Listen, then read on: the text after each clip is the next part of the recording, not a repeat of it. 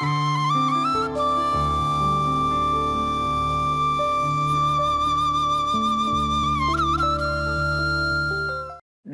தொலைக்காட்சி பார்வையாளர்கள்,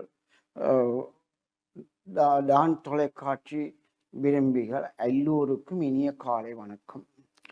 தங்கள் எதிர்பார்ப்பினை தங்கள் வளங்களை பாவித்து தாங்களே முயன்று தாங்களே வென்று மகிழ்ச்சி அடையக்கூடிய ஒரு நல்ல சிந்தனையை உங்கள் முன் வைக்க விரும்புகின்றேன். அதாவது வந்தால் வருகிறது போனால் போகிறது, கை கட்டியதை கையாள்வோம் என்பதும் நிறைவு இல்லை என்றுதான் விளங்க வைக்க விரும்புகிறேன். என்னென்றால் இப்போ நாங்கள் சிந்திக்கிறோம், கைக்கு இருக்கிற இன்றைக்கு உழைச்சிட்டோம், 500 உழைச்சிருக்கோம், அதை வச்சு திண்டு பிடிச்சி சந்தோஷமாக இருந்தால் போதும் என்று நினைக்கிறது முழுமையான நிறைவான ஒரு செயற்பாடு அல்ல. இல்லை, எனக்கு மாத சம்பளம் 5000 ரூபா வருது, அதை வச்சு சமாளிக்கலாம் என்பதும் நிறைவு தரும் செயற்பாடாக நாங்கள் வாழ்க்கையில் கருத முடியாது. மகிழ்ச்சி என்பது தேடக்கூடிய எல்லாத்தையும் தேட வேண்டும், அடையக்கூடிய எல்லாத்தையும் அடைய வேண்டும். தனக்கு பின் தானம் என்ற ஒரு முதுமொழி இருக்கு. எங்களுக்கு நிறைவாக கிடைச்சிட்டுண்டா அக்கம் பக்கத்து கொடுத்துதவுவது பண்டை காலம் தொட்டு பேணப்பட்டு வருகிற ஒரு நல்ல பண்பாடு. அதனை நாங்கள் மேற்கொள்ளலாம். அவ்வாறு சிந்திக்க வந்தால் வருகிறது, வராவிடில் கைவிடுவதா என்பது ஒரு கேள்வியை பார்ப்போம். அப்படி பார்க்கும்போது தவறான அணுகுமுறை, நாம் முயற்சி எடுக்காவிட்டால் கைக்கு வந்தது கூட கை நழுவி போகலாம். அப்ப வந்தால் வருகிறது, அப்ப வராட்டி அப்ப நாங்க முயற்சி எடுக்காம விடுவதால் வராம போகிறது. அது தவறான ஒரு எண்ணமாக பார்க்கப்படும். அதை இன்னொன்று பார்ப்போம். போனால் போகிறது, போனால் எல்லாம் போக வேண்டிய எல்லாம் போகத்தான் வேண்டும், அப்படி நினைப்பதும் தவறு. ஏன் எங்களை கையை விட்டு நழுவ போகுது? ஏன் எங்களோட பேணுகை முறை தெரியாதா? அல்ல பேண வேண்டிய ஒழுங்கமைப்பு எங்கள்கிட்ட இல்லையா, தலைக்க இல்லையா என்ற ஒரு கேள்வி மேட்டர் இருக்கலாம். ஏன் தேவையில்லாமல் இழக்கிறீர்கள் என்ற ஒரு கேள்வி இருக்கலாம். இந்த ரெண்டு தவறான பணம் பொருள் கையை விட்டு போறது, இந்த ரெண்டு எண்ணங்களும் தவறான எண்ணங்களாகவே இருக்கு. நாங்கள் சரியான எண்ணங்களை பின்பற்றோம். அந்த மூன்றாவது வந்தவர் போனா போகுது கை கட்டிகள்.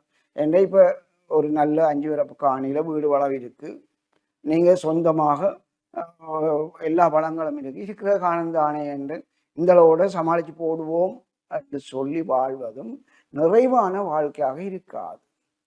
எங்களால் இயன்றது அரச உத்தியோகமோ தனியார் உத்தியோகமோ, ஏன் பகுதி வீட்டில் ஆடு வளர்க்க முடியாது, மாடு வளர்க்க முடியாது, கோழி வளர்க்க முடியாது, அல்ல வீட்டு தோட்டம் செய்ய முடியாது, இன்னும் பிற வழிகளில் இத்தனை வழியில் வருமானம் ஈட்ட முடியாது.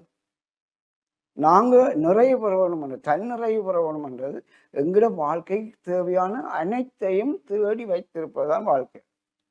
அப்படி இருந்தால் மட்டும்தான் மகிழ்ச்சியை நாங்கள் உற்சாகமாக மகிழ்ச்சியாக வாழ முடியும். அப்போ நாங்கள் ஏன் இருக்கிற கைக்கு கிடைச்ச மட்டும் போதும் என்று கையாள வேண்டியா இருக்கு? கொஞ்சம் மேலதிகமாகவும் சிந்தித்தால் மகிழ்ச்சி அடைகிறதுக்கு போதுமானது கிடைக்கும் அல்லவா? அந்த வகையில பார்க்க போனா, ஒன்று வருவனம் வந்தாலும் பயனுள்ளதை போகணும், கெட்டதை விடுவோம், நல்லது பிரயோசனமான பயனாக தான். ரெண்டாவது, போனது போட்டும் என்றாலும் இருந்து விட முடியாது. ஏன்றா இன்றைக்கு தேவையில்லாம இருக்கலாம் ஒரு பொருள் இல்லை ஒரு ஆள், நாளைக்கு தேவைப்படலாம் தானே, அடுத்த நாள் தேவைப்படலாம் தானே. அப்படியான ஒரு எண்ணம் மனதில் பதிய வேண்டும்.